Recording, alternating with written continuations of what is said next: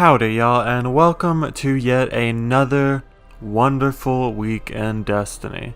We are back here in the tower, and we are going to go through what everyone now has for this week in Destiny.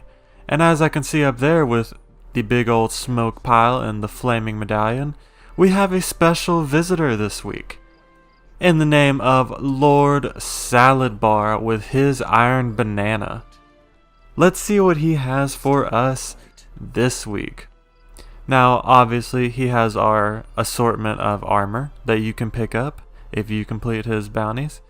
And the weapons this time around are going to be the Hero's Burden. This is a returning SMG from, I believe, the year 1 of Destiny 2.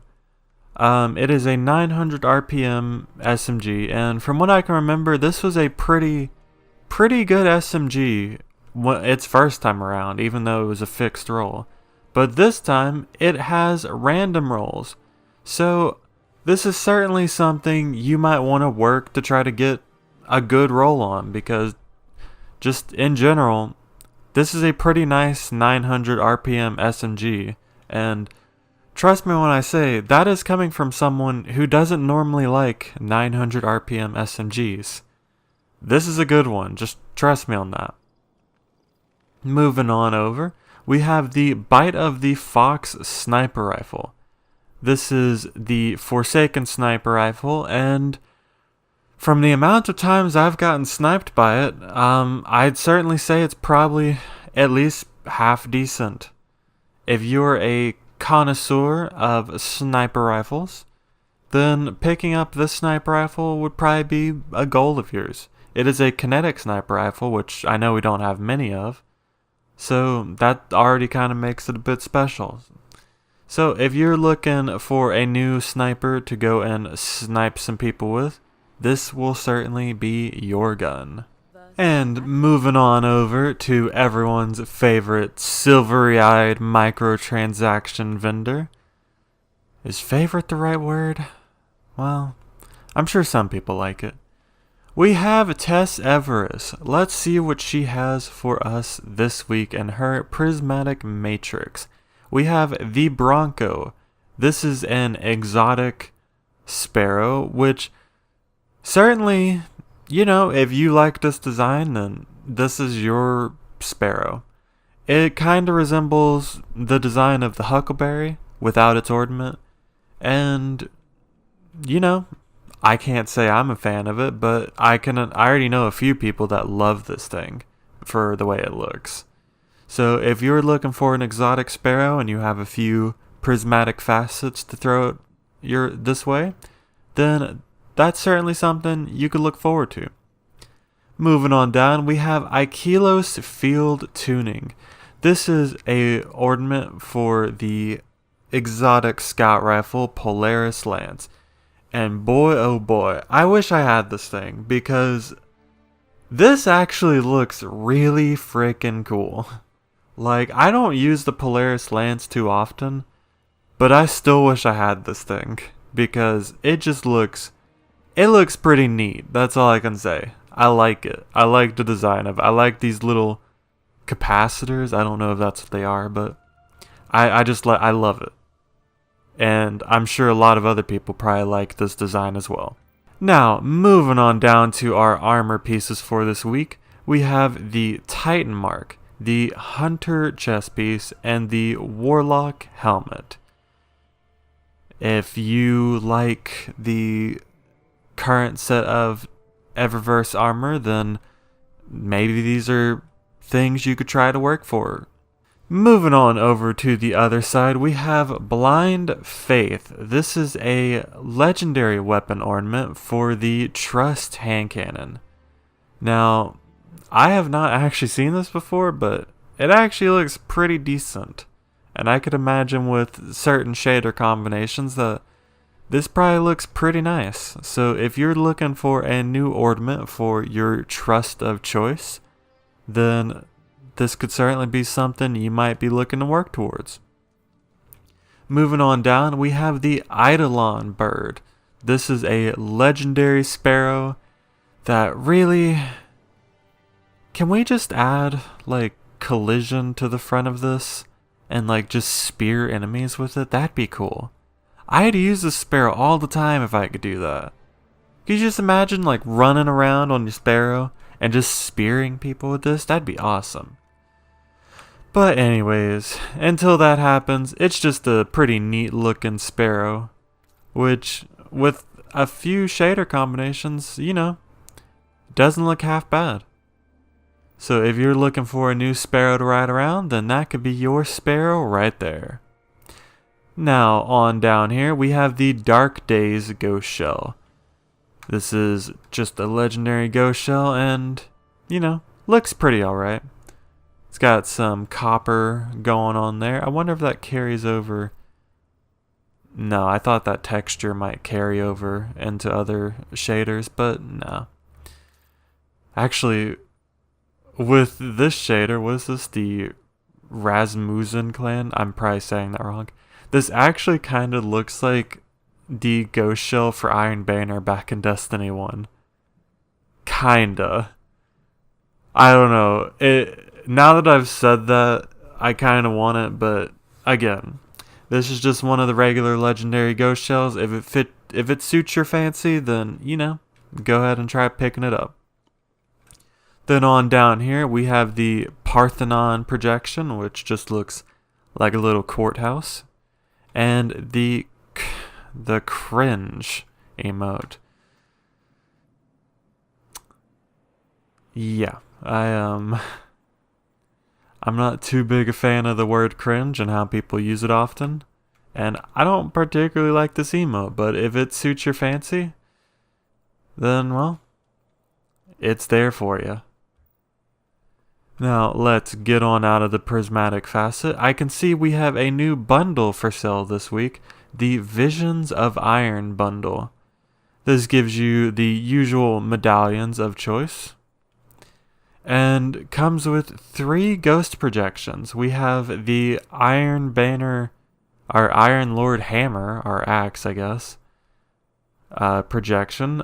The usual Iron Banner logo projection for your ghost, and then just a nice, good old wolf head. So if you want some fearsome looking woofos over your ghost, then you can go ahead and pick this up. It is going to cost you, oh my god, 1,100 silver. Moving on down, we have the Floating Dance Legendary emote. It's certainly a dance, I guess. And if you like it, it's certainly here for you. Moving on over, we have the Awkward Greeting.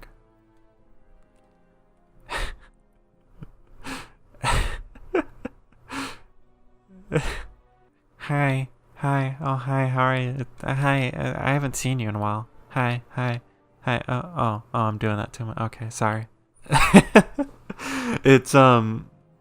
It's here for you if you want it or don't already have it. Moving on over, we have the spinning Sparrow, which looks pretty neat, I guess. Actually, pretty nice orange, if I'm being completely honest. If you're looking for a new Sparrow, certainly there for you. But if that doesn't suit your fancy, we have the Solo Stand Sparrow, which, looks pretty neat. It's very metallic with this shader. But I'm sure, another shader could certainly make it look the way you want it. Moving on over, we have the, oh Jesus, okay. Odrerir? Odrerir? We have this exotic ship here. It's called this, if you know how to say that. It looks pretty neat. I think it's probably one of the good looking ships. And if you don't have a ship that you like, then this is certainly here for you to pick up. But if you don't like that exotic ship, then we certainly have another one over here. It's not exotic, it's legendary. And if you're searching for your son, then search no further for the Captain Nemo. It's one of the more, I guess, basic ship designs. But it certainly doesn't look too bad, actually. I think this is probably one of my more liked ship designs. And, it's here if you want it. Moving on over, we have the Aqua Tusk Shell, which is another big starfish. As much as I like how derpy this shell looks, it's just not for me. But if you like how derpy it looks, or maybe you don't think it looks derpy at all, then it's certainly here for you. That actually doesn't look half bad, but I still can't get over the star design. Moving on over, we have the Clashing Projection Ghost Shell. It is just one of the Crucible logos put into a ghost projection. And, it's there if you want it. Then on over here, we have the Gothic Horror. This is a ornament for the Karnstein armlets. Did they really need to make an ornament for an exotic that no one uses? Maybe that's just me. But it's here if you want it. It kind of gives it, I guess, like a sort of worn metallic look. I don't really know how to describe that. But if you're the one person that uses the Karnstein armlets and you're tired of the way they look, then this ornament is certainly here for you. We have, and down here, we have our medallions as per usual. Then on to our shaders, we have the Dawn and Dusk shader. This is a one of the pink shaders, which, if you like it, then, well, it's here for you. It is very pink. A little purple mixed in there. Yeah. Oh my gosh. Is this the other pink one? Lilac Bombast?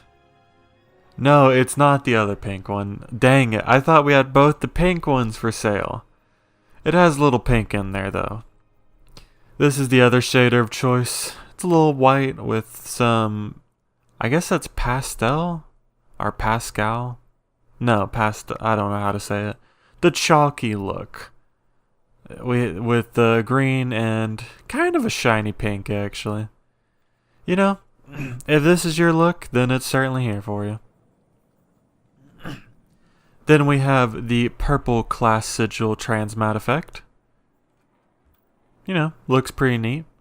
The Traveler's Wake Transmat effect, which is very bright.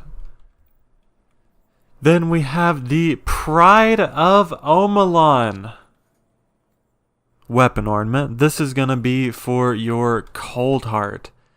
I have to say, out of all the Cold Heart ornaments, this is probably the best one now. Because this one just looks so good. Like, I love this thing.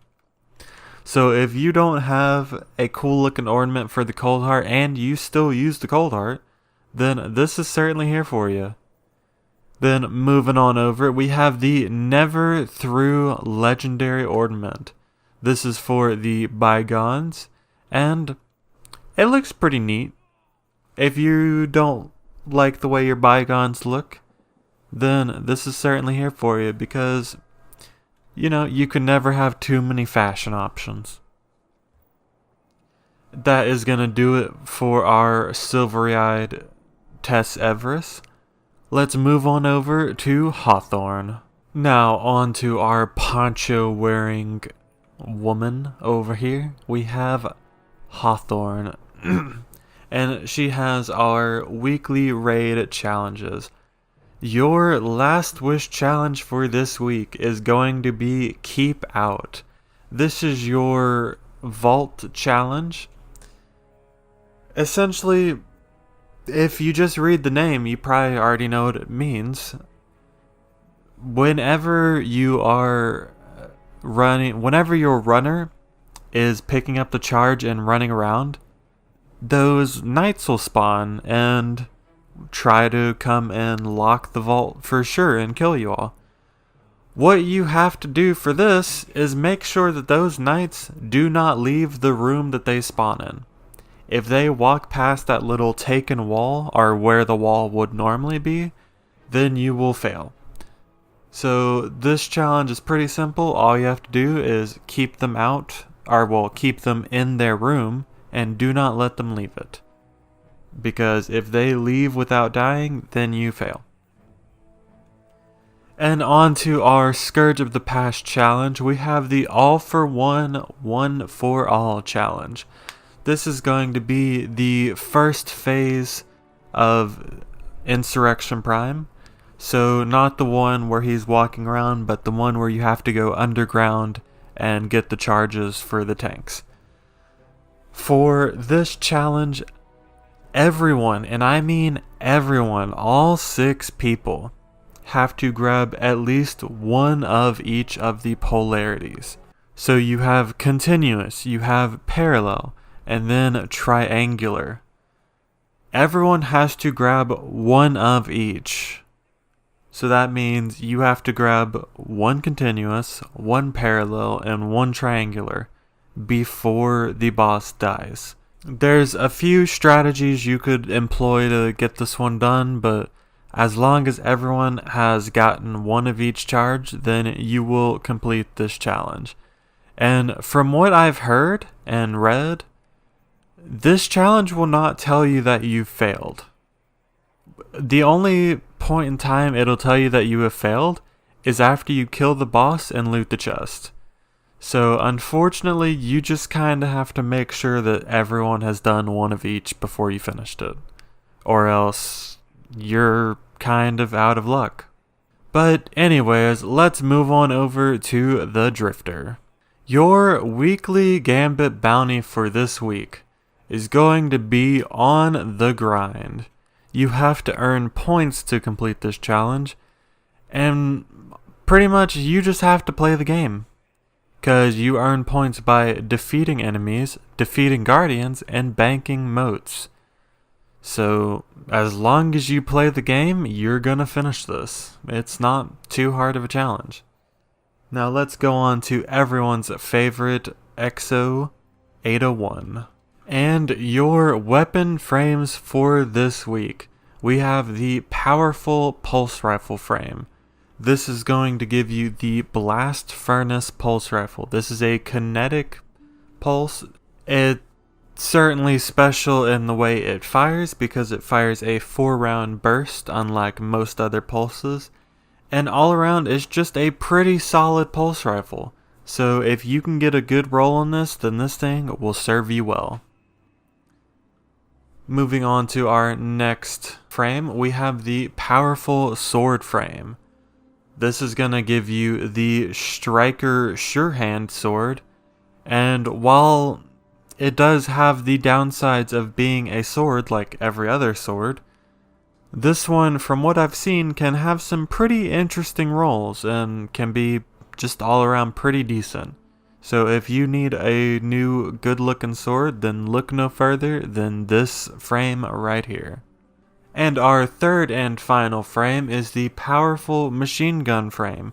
This is going to give you the Hammerhead heavy machine gun. This is a void machine gun and is one of the very few machine guns in the game. All around, this is a pretty solid gun, and you can get some pretty good perks on it. So if you're tired of your Thunderlord, or you're just looking for a good alternative for a machine gun, then look no further than this weapon right here, because besides looking cool, this thing will certainly carry its weight. Moving on to your Nightfalls for this week, we have the Insight Terminus. This is going to give you the Long Goodbye Sniper Rifle. This is an arc sniper, and I'd imagine can roll with some pretty, at least alright perks, so if you're a fan of snipers, then this is certainly a Nightfall you might be looking into. On to our second Nightfall, we have the Lake of Shadows Strike. this is going to give you the Malicious Birthright. This is a kinetic grenade launcher, and from the amount of people I've seen with it in the Crucible, I can imagine it's pretty good. Not to mention it is, I believe, the only kinetic grenade launcher. So if you're one of those people that likes the single shot grenade launchers, then this is certainly going to be a strike you might want to look into. And our third and final nightfall for this week is Exodus Crash. This is going to give you the exotic Sparrow impact velocity. Now, as per usual, if you're the type of person that doesn't mind grinding for a cosmetic item, then this is certainly gonna be the strike for you. And honestly, it's a pretty nice looking Sparrow, so I wouldn't blame you. If it wasn't for the strike it's attached to, I might grind it out. I might still grind it out because it is honestly a pretty nice looking Sparrow. And your flashpoint for this week is going to be on the picturesque ocean planet of Titan. So come by and give Sloan a nice high five as you pass by, and come and get your powerful loot for this week. And speaking of Titan, your spider bounty for this week is going to be on the lovely ocean world of Titan. Well, it certainly looks beautiful. I wouldn't want to go swimming in that methane ocean. That probably wouldn't turn out too well. All you're going to do is head down here, pick up your adventure, and start heading on through the Lost Sector. Now, once you get down into the Lost Sector, all you're going to do is clear out all of the ads. Or, you don't necessarily have to clear them out, but in this Lost Sector specifically, with how open it is, it certainly makes it a lot easier. But depending on whichever Lost Sector it decides to take over this week, you can certainly just run straight to the boss room if you are in a particular hurry. And once you get close enough to the boss, it'll obviously put you into the darkness zone, and these thrall will start spawning. Now, we have 2 witches here. You just gotta kill both of them. And then once they are dead, you'll have this big boy spawn. He is a giant ogre, and as long as he is alive, that witch behind him is not damageable. So all you have to do is just start whittling down his health. Certainly if you have a group of people, this goes a lot faster, but me on my own, I mean, I got the 1k, that certainly helps. And once you get the ogre low enough, he should spawn those shriekers in the back. Just, you know, be careful of them, make sure you take cover, or just take them out as quickly as possible. Because shriekers, as I'm sure you probably know, are no joke.